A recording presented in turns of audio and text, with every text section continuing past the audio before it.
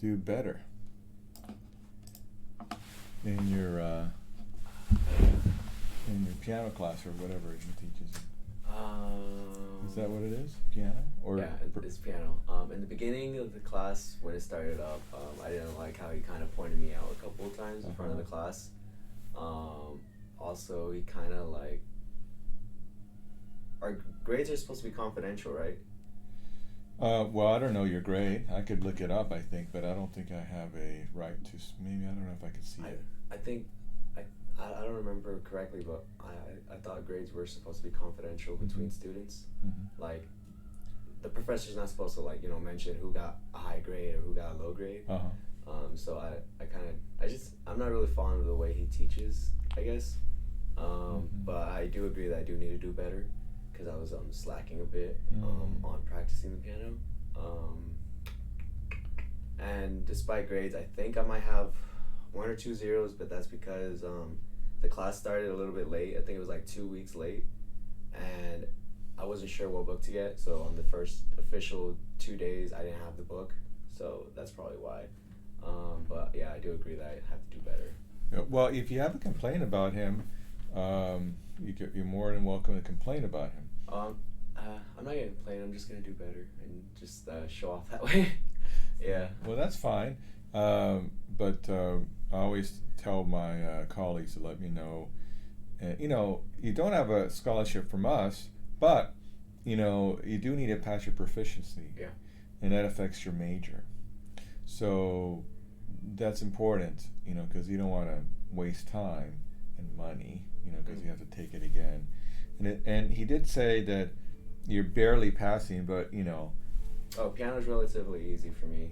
There was a point where I wanted to switch from cello to piano, because I could pick up the piano pretty easily, and I understand it better. Yeah. Well, then it's not going to be so difficult. You just have to put in the work. Yeah, I just wasn't putting in the work.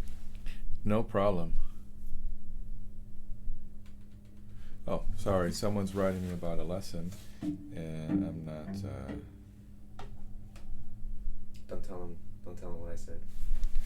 Yeah, so I'm going to tell this lady that you hate piano. Okay, it's no one you know. Don't worry. Well, good. Let's see. Oh, 1 second. Before I forget.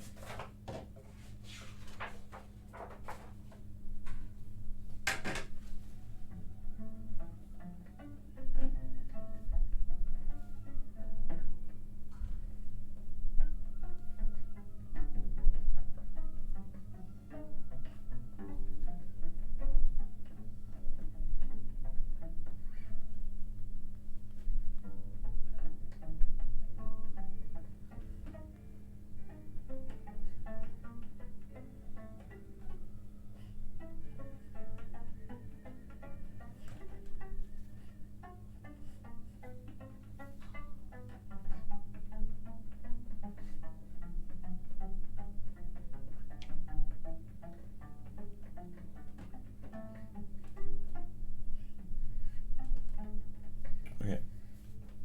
Sorry. Just trying to reschedule my evening because of the cancellation.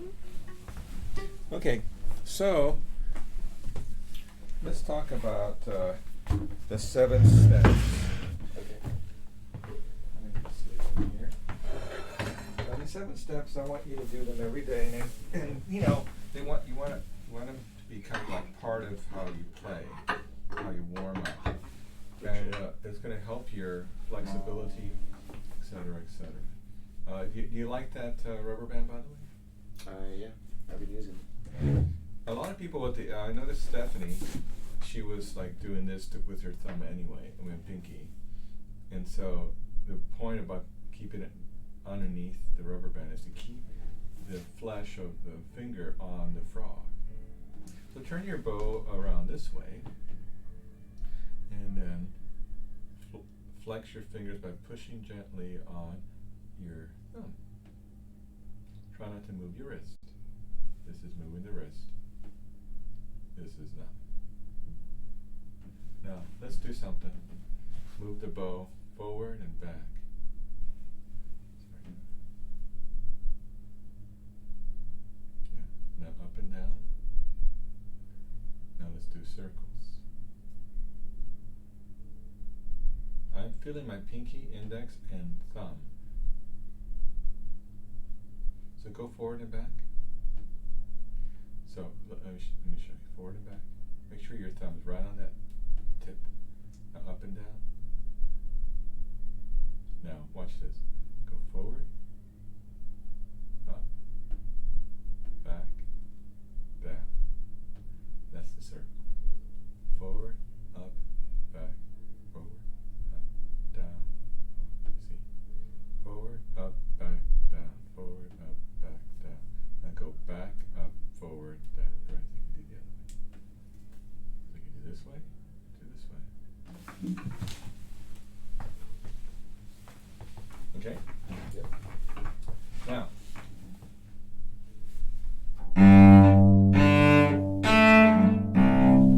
let's try. Place your bow on the bridge, but at the frog.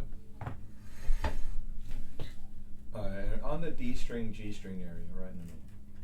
Now, raise your wrist like this, and place your arm on the cello. Now just relax and let the cello hold you up, and move with your fingers. See how your fingers are extended? That's good, but keep the fingertips on the frog. So what you're doing is this, except letting the bridge inspire your fingers to move. You getting sick? Does it sound like that? A little bit. Where's your sinus? Yeah. I don't feel like it, but it could be. I just got better. Yeah. And Michelle's sick right now too. She's still out? Nah, she's not out, but she's still sick. Yeah. So she came to school today? Good. Now, here's another thing about how you sit, for example. Sometimes we go, yeah, right, we've been adjusting. So sometimes we adjust because we have a different chair, is too high, is too low. Place your bow at the tip on the C string, and then stretch out. And if you can reach the A string and all the strings really well, then you're probably in the right position. Watch your fingers, keep them on the bridge as much as you can.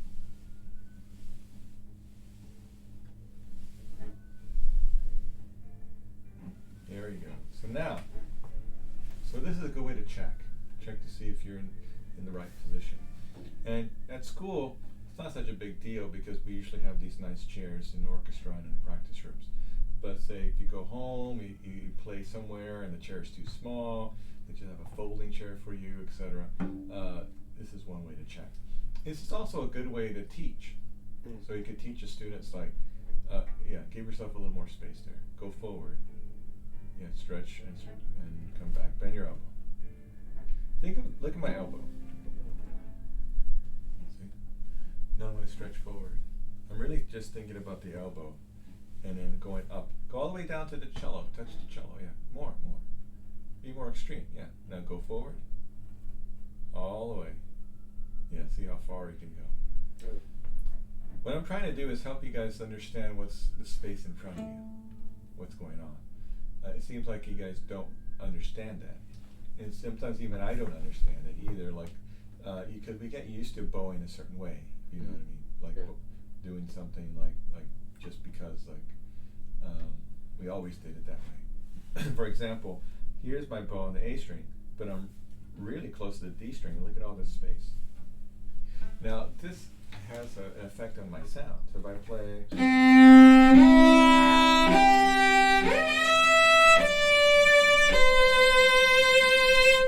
So now if I play closer to from the left side of the string, closer to the actual body instrument.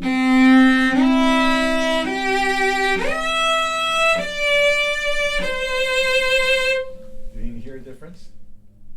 Can you do the first one again?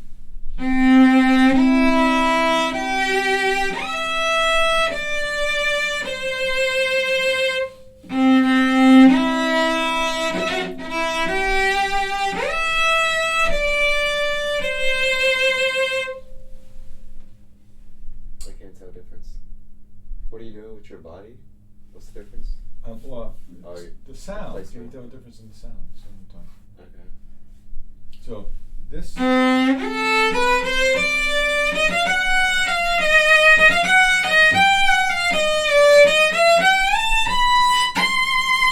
Right? Or.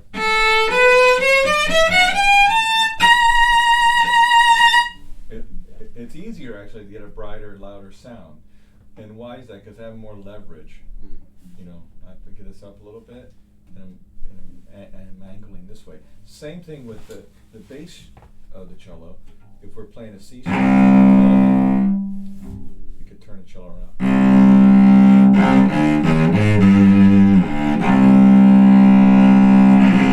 So it's easier to place more weight on the cello.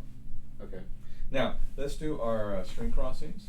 And this one really feels just like you're just stretching out. And, you know, just like if I just keep doing this and you get in my way, it's your fault because you got in my way. You ever do that when you were kids? So, now with the bow on the string, if you stretch out and you happen to get to the next string, great. Don't do anything to get to the next string except stretch out. So if it's just a consequence of you stretching out. What am I trying to say is that don't do this. Right, so just stretch. Ready, go.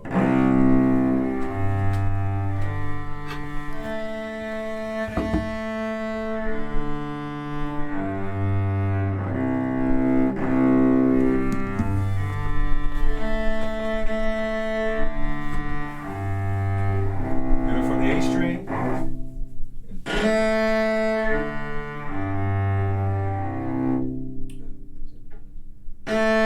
So instead of looking at, start off here, and instead of looking at your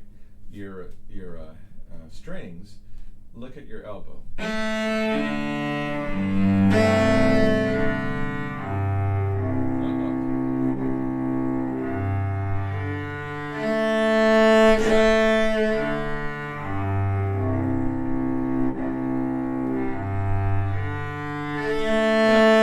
going to do a lot of this today. Stand up. Squat a little bit. Get the cello where you think it's easy to play and do the, and watch, feel your back.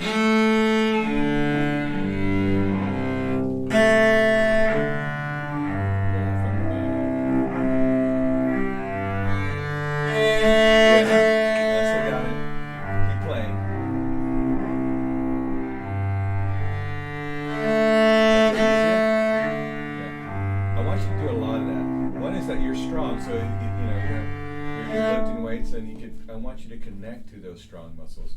The thing that we do is when we play any instrument, but especially cello and bass, bass more than cello, but you know a lot of times they stand up. So once they hook into their like natural movements from their big muscles, playing the bass for them becomes a lot easier and feels more natural.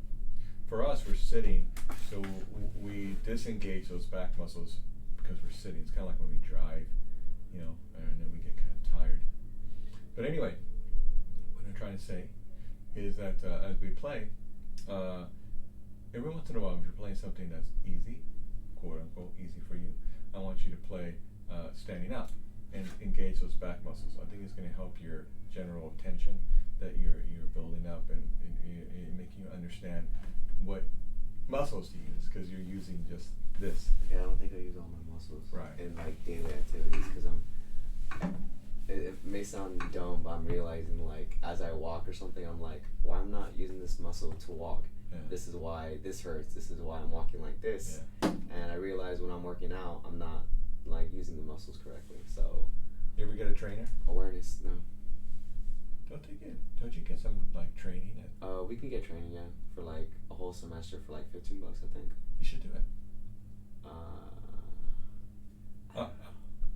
I'm saying to do it so that you can get someone else's feedback about your body and it can relate to your cello playing, because if you realize how to engage those back muscles, it'll wake up your awareness, make you more aware of how to use those back muscles. You understand what I'm trying to say? I get you. Yeah. All right, ready? Pizzicato bows. Now watch this. We're gonna do the rowboat. Go forward and back like this. Row, row, row your boat gently down the stream. That wiggle. Wiggle.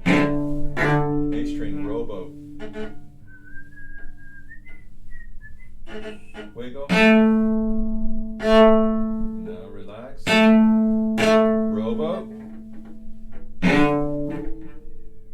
G string. Rowboat. Okay. More. Now, do the rowboat and then lift your bow in the air, and as you lift, you're going to be holding it, but release. What does it mean release? It's like no longer engage those muscles that were engaged by doing this. Do you feel that underneath your armpit? You feel that? Can you move that? Feel the muscles underneath your armpit? Yes. Now wiggle. Now you're going to feel a little bit of pressure on your thumb. Let go. Yeah. Of course, you can let go totally, but you don't want to drop your bow. But understand, you feel that? Mm-hmm. Now, let go. Yeah. It's almost as if you're like in this rubber band, you're pulling back and you let go. You understand what I just did? Yeah. Good. String crossings. Watch my arm with my elbows like I'm making a little circle.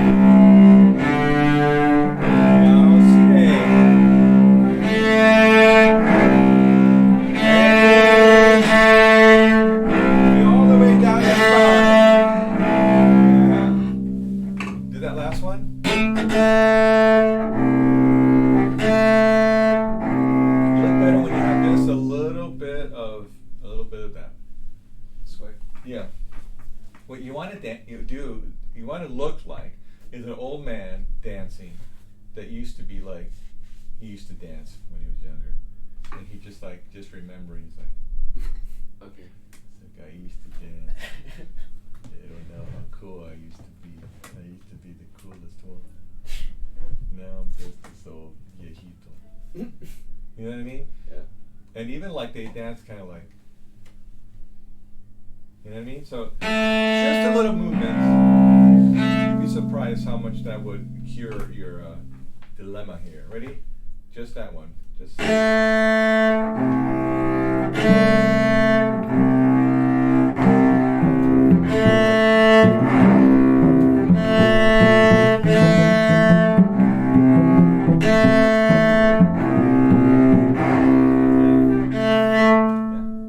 Feels different, doesn't it? Yes. You just like release that tension. I like moving. You like moving? I do. Yeah, and I like that you look better when you're moving. And just a little bit. Now, if there's one thing to think about. It's hard to hit a moving target. So if you move so much that your target is moving so much and then your bow is moving, or you're missing the shift, you got to learn how to move. The choreography has to work together. Yeah. So say if you're doing a shift.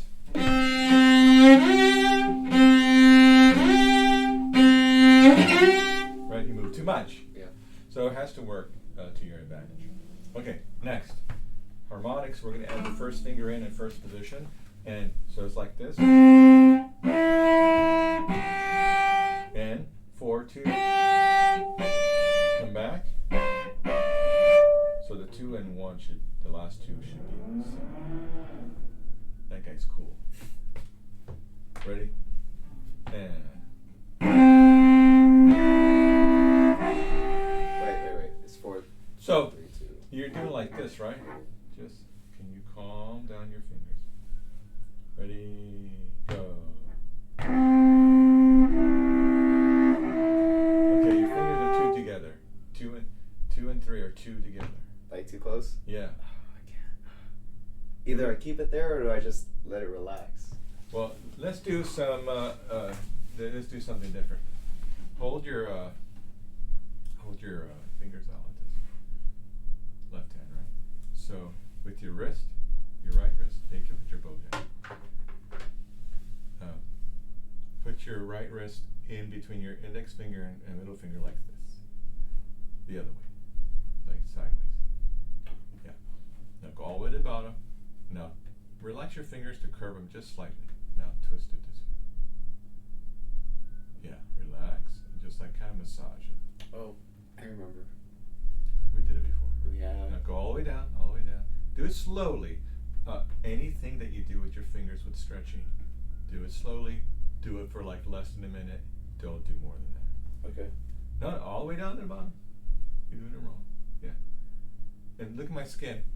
This skin is touching the bottom. See, the valley. Yeah, there you go. Okay, relax. Now let's do it again with the bow.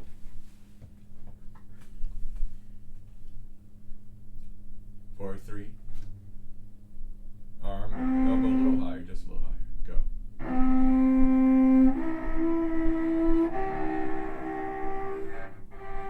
2. And more. Stretch back. Then 1. Good. So between 1 and 2 is like this.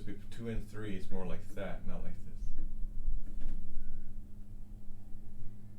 Looks like this, not like that. Okay. Now do the G to D string. Now we didn't talk about the bow, but it needs to be close to the bridge. Feel the rub of the bow on the string. Every time I think about that term, I think of. You ever watch Silence of the Lambs, the first one? Yeah, I just don't remember. Because there's a line where Buffalo Bill tells the girls like, "It rubs the lotion on the skin." Okay, I know that line. Yeah. So I always think like, "It rubs the bow on the string." I feel like such a creep when I say that. But rub the bow on the string, meaning don't press. Feel the friction, and to help you out, play with like half bows, because what you want to do is feel that friction. See?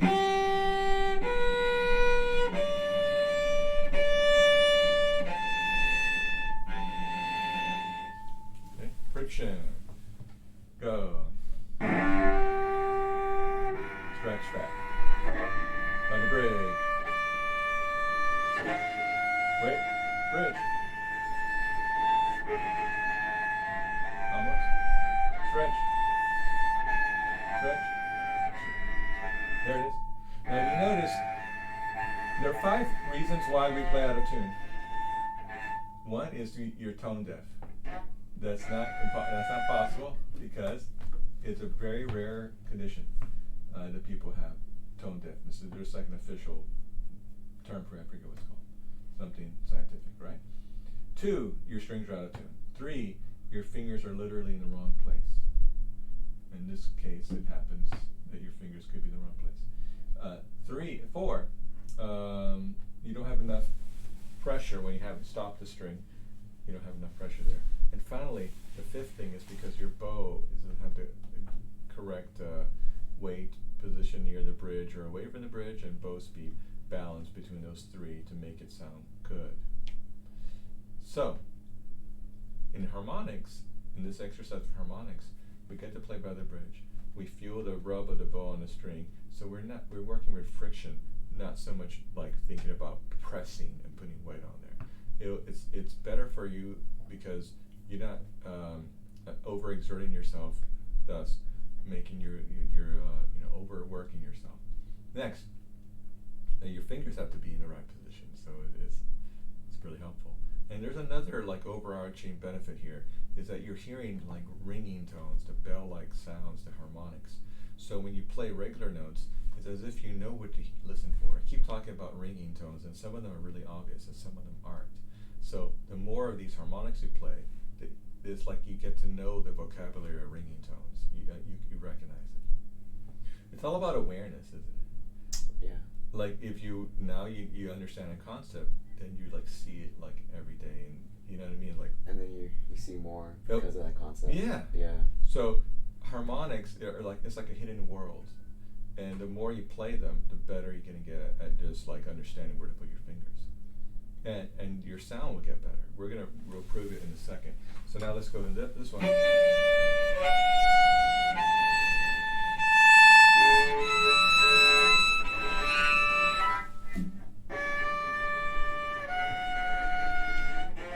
Bridge. And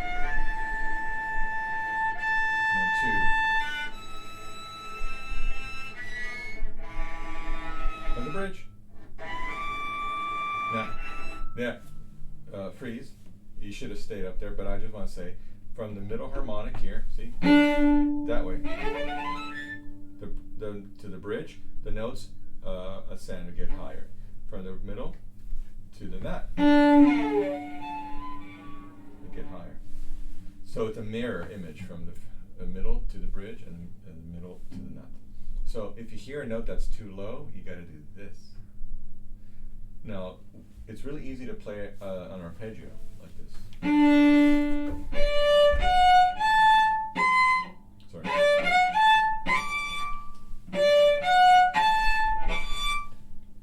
It sounds good because it matches all the other ones, but this finger, you know, it's a little sharp. It's not quite where you want it. So it's here.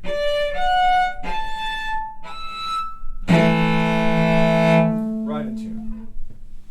So the reason why I'm making you guys all do this is to shape your hand into, and form it, mold it into the correct position without tension. Yeah. Now, have you ever seen a squirrel on a telephone wire? Yes. That's your hand when you're playing harmonics. Just 15 or 20%. Not all the way down. If we were on the telephone wire, we'd break your leg. See? Do you see the telephone wire here? See I'm hanging?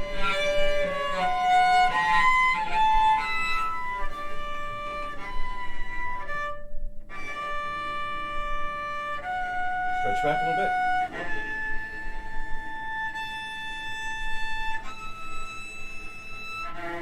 Bridge. Stretch back. There it is.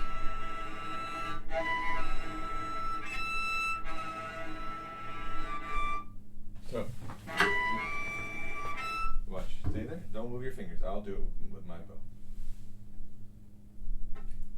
See? I'm not holding tension here. I'm releasing tension there. See?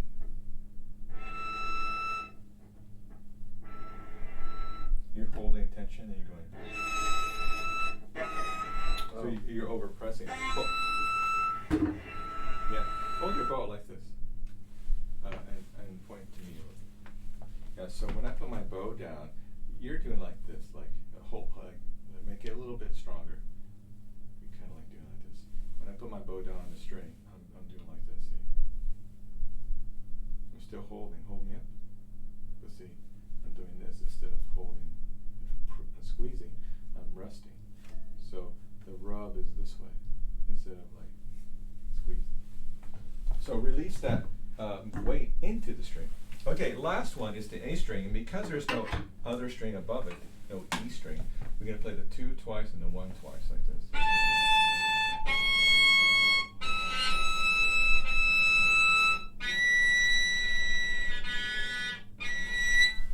Try it.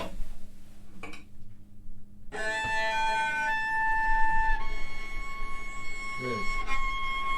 Yes, remember, this is the 3rd time. What do you have to do with your 2nd finger? Stretch back. Right. And that's all I ask, that you just, I know you guys, I was just having a conversation with a professor, and she told me, you think too fast, she said. You like memorize stuff and you think too fast and you get way ahead of everything. And I think that is a problem I have with my students. But that the minimum I expect is that if I say it twice, you try to remember. At least. I said it 3 times already. Wait, you talk too fast, or the students? I think too fast. You think too fast, and or the students think fast? No, Okay. I think way too fast. Okay. And then like I'm way ahead of you, and then but you guys also think too slow. So I'm like we're going in opposite directions. Yeah, I get you. But what I'm trying to say is I said it 3 times, and at least remember that, because that's, look, this is your problem. Okay, I'll show you another trick. Can you do this?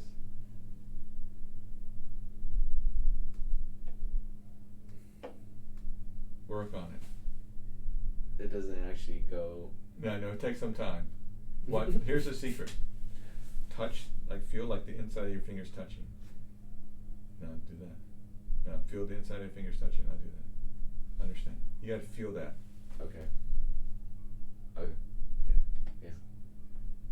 You didn't realize how to do that, right? I didn't. Yeah, that's the secret. I just gave you the secret. Wait. Cool. So now, the second finger, move it back, so create some space here. But then look, my first finger has to create some space too.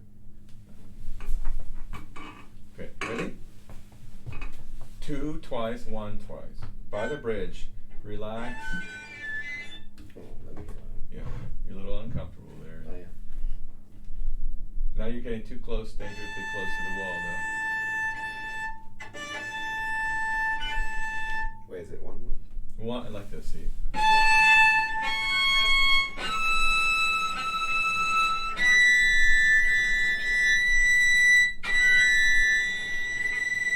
There it is. Yeah.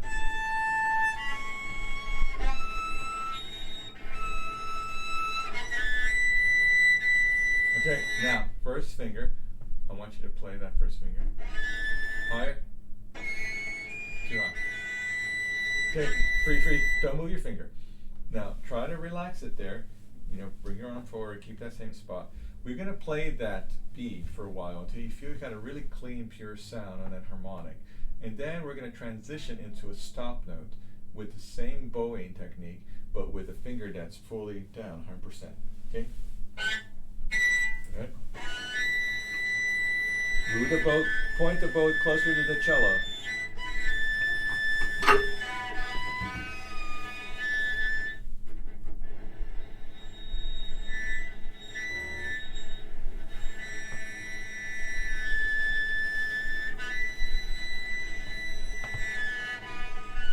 Rest the bow on the cello. Think about rubbing the bow on the string. Little by little transition.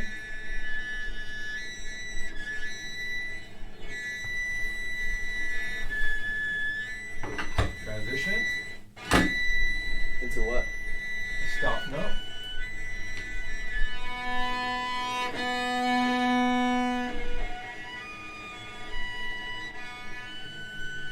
Maybe transition to a stop note. Transition to a stop note. Fully down. There you go. Okay, maybe it was my fault. I didn't tell you exactly. I thought I was clear. I tried to give simple directions. I want you to go back and listen, because I need think I need to listen twice. Yeah. I don't know if it's my fault, but it should be my fault because you didn't do it right. But what you want to do, you found that partial, which is called the ninth partial. It's a B, very high B. And we wanted to play it until you get a very pure sound, and then little by little transition to a stop note with 100% weight there. We usually have 20%. Okay. And watch.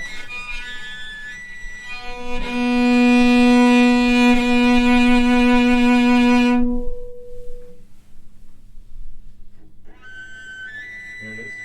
Now play that for a while. Little. Move it. Higher. There it is. Move it. The bow closer to the cello. There it is. You're moving off the track. You notice you're moving away from the track. That's affecting.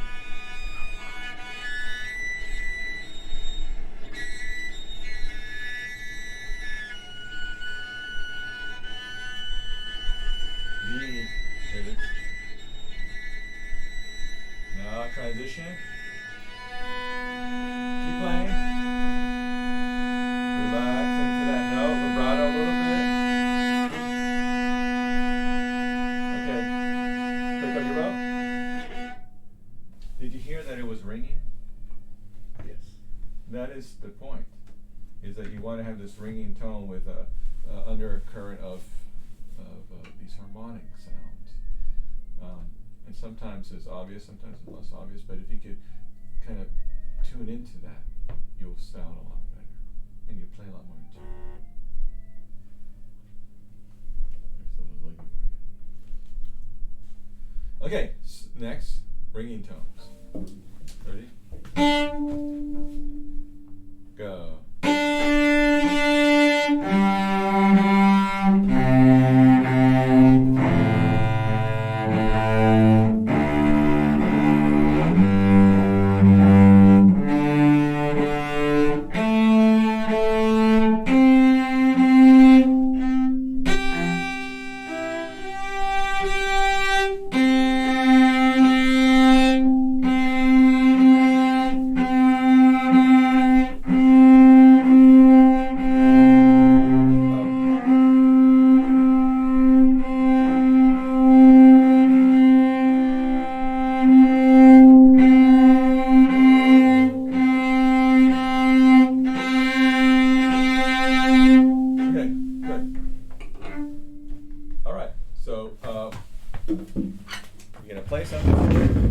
Did we talk? You have a Vivaldi sonata? I do have a Vivaldi sonata, E minor. Great. Yeah. It's a nice one. It's okay.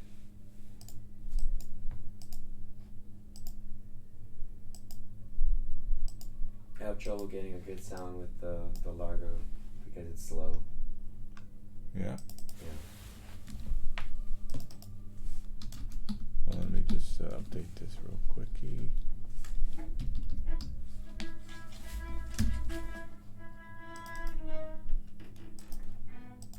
Okay. Here we go. Let's play from the beginning. Yeah. The etude or the Vivaldi.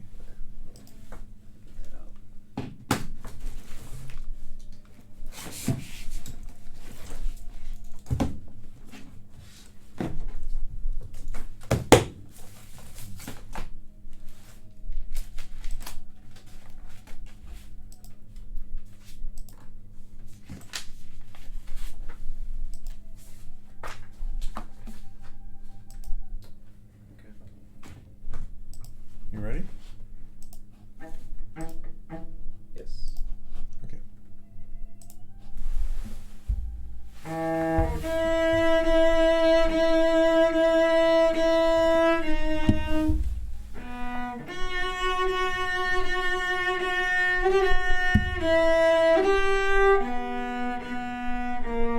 Up-bow. How long do accidentals last, Nick? What? Okay, that was very weird at the end. You played a C natural. Oh. How long do accidentals last? This is a trick question? It's very simple. Just answer the question. As long as the measure. So, Yeah, at the end of the measure. So, yeah. you played. Review what you just played. Think about it.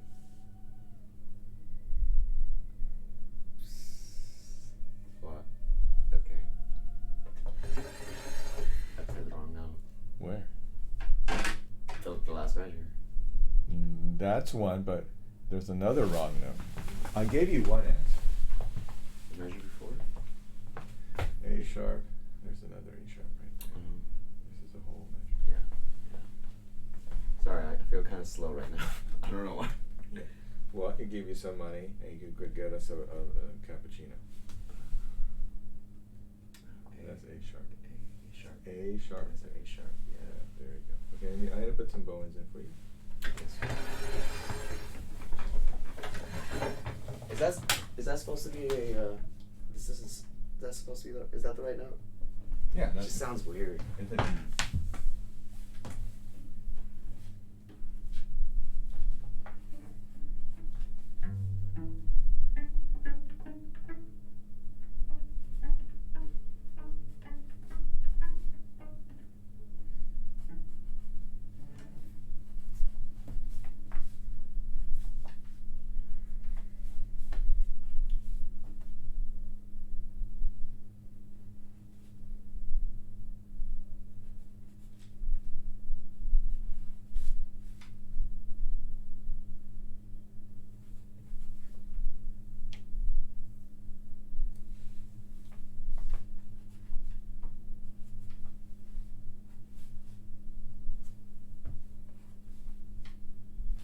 Sorry.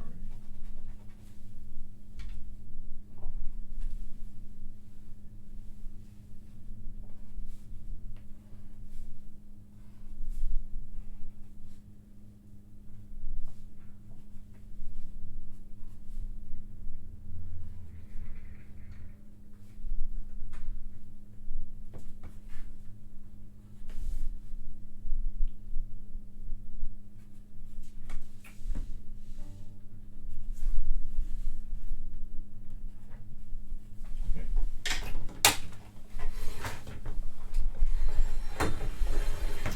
Cool. So let's try it again. Oh, you gave me fingering too? In some cases, yeah.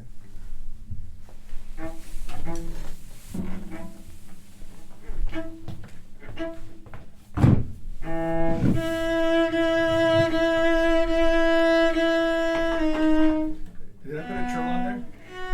Did I put a TR? You should trill. No,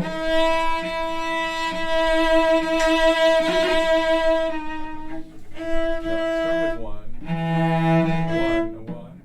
One.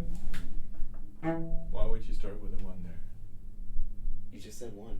But why would you start with a one on the G string? Oh. Start on the D string, see?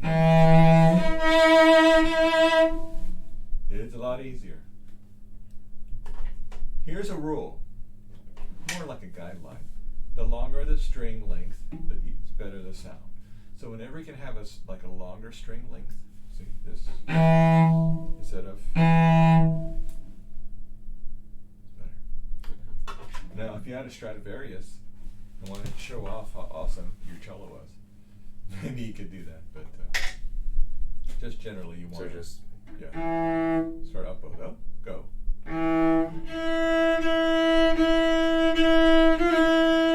So why did you play an F natural there? don't you chill from above?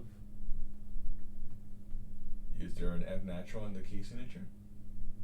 There's not. Right. Okay. So then where would you Trilling trill from to? F sharp. You always trill with whatever the key signature is, unless you have an accidental telling you to trill differently. For example, look at the ending. D sharp. There is an accidental, right? Mm-hmm. So you know you can trill on D sharp to E. There's not. And E is in the key signature, not E sharp, so you can go. So you always trill within the key, whatever key that is in.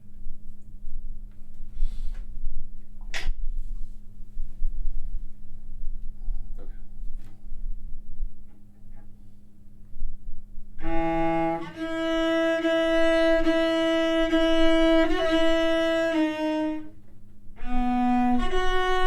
So right there, you can play here.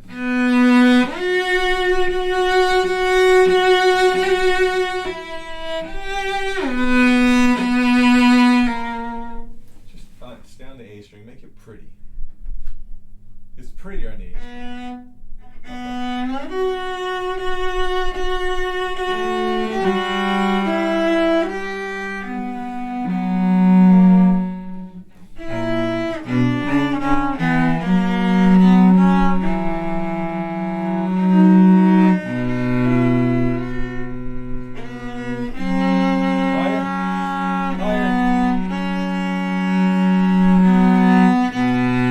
Is there a trill above that?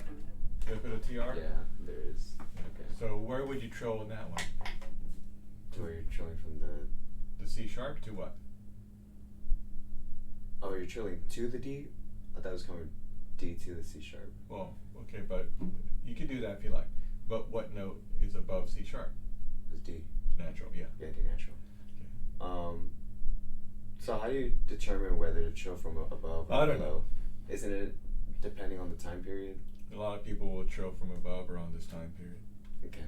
But sometimes I heard it depends on the direction you're coming from. Oh, that makes sense. So if you're going down or going up. Yeah, okay. So, it's very confusing. I don't know why, because there's like people, it's like a conspiracy theory. You know, people just like say things and they don't know what else to believe, you know. Yeah, I get you. But we have Dr. Oshauer on our campus, and I think we should just ask him. He knows. There's a lot of rules, but I think it comes from practice, meaning there's a lot of books that talk about these things. What would we call these? Ornamentations? Yeah, ornamentations. Yeah, like, and there are different countries that, like Germany and France, they do them differently. You know, so there's a lot of details out there. Okay, now, let's go on. Oh, we'll start with a 4. Skip the repeat. Yeah. 4, 2, up, bow.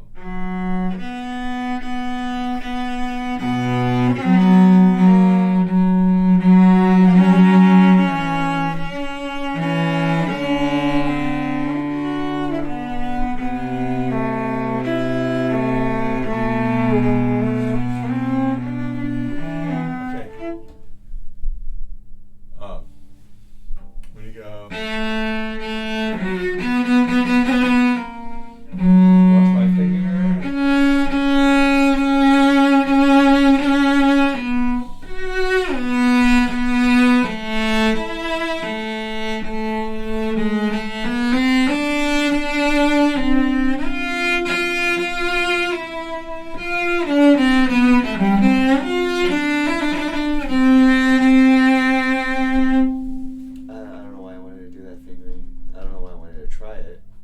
Well, keep it simple. In the Baroque time, yes, they played in the upper positions. Yes, we had some virtuosos probably here and there. But generally, it wasn't until like later, like Boccherini, that we were playing like in the thumb positions. Okay. Duport around that time. It was like later. So don't get too crazy with your fingerings. Keep it simple. Okay. Next. Can you start from here? Up, go.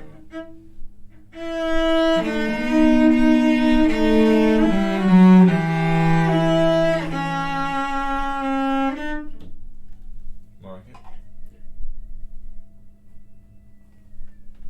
Again.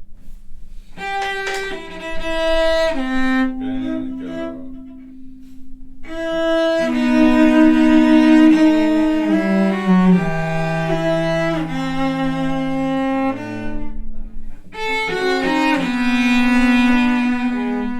It's a tenor clef. Yeah. Sorry, I'm just not completely here right now. I don't know why. Where are you? Or am I? And I'm just not getting it. Well, maybe you are here. Maybe you're here. I'm not the one that's here. You ever thought about that? That's kind of crazy. Also, maybe we're all just mushrooms. Like. Oh my god. That's a whole nother conversation, Yeah. sir. Ready? Go.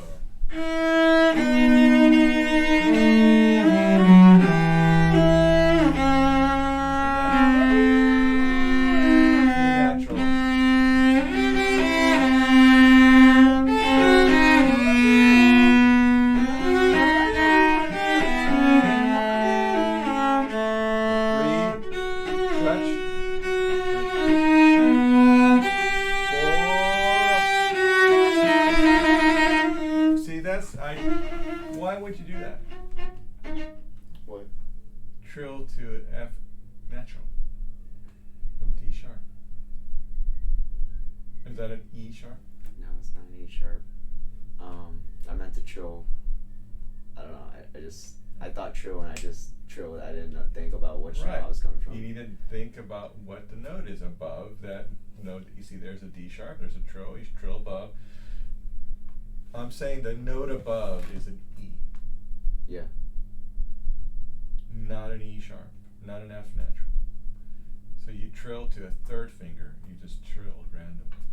There's a note you're supposed to trill to, Yeah. which is usually the step or half step or a whole step above, depending on the key signature. It's E. Yeah. Yeah. So you need to learn it really well. It's not that difficult. It's not. It's not difficult. I'll be honest. I practiced the A2 more than this. I haven't looked. It's been a while since I looked at this. Yeah, we'll play the A2. Okay. You got to learn both of the pieces. They're both on your thing and your jury.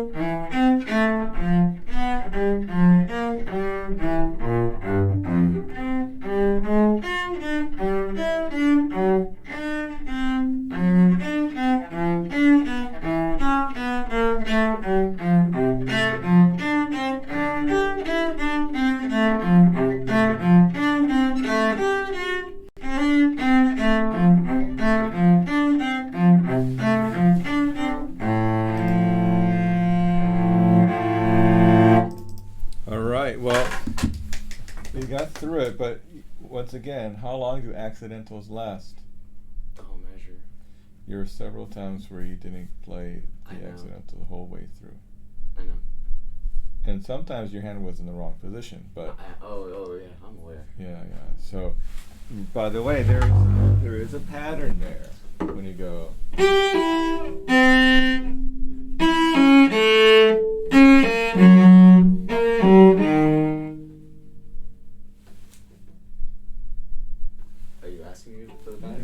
Look, I'm just saying that it's a lot easier than you think.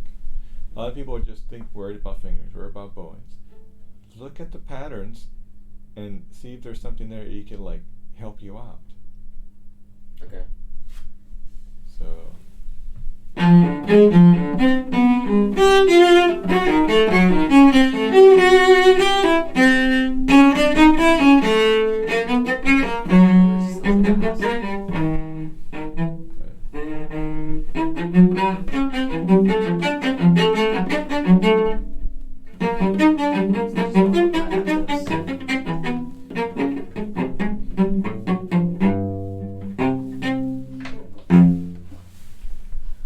I'm not going to tell you the answer. Oh, okay. You can do it. I can do it, yeah. The only clue I'm going to give you is that, do you know what enharmonic means? Yeah. What does it mean? Give me a sec.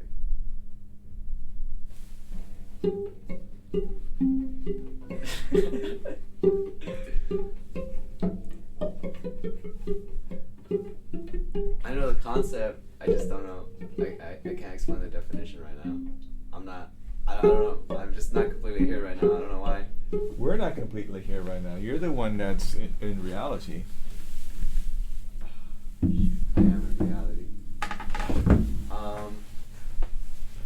Enharmonic means it sounds the same, spelled different.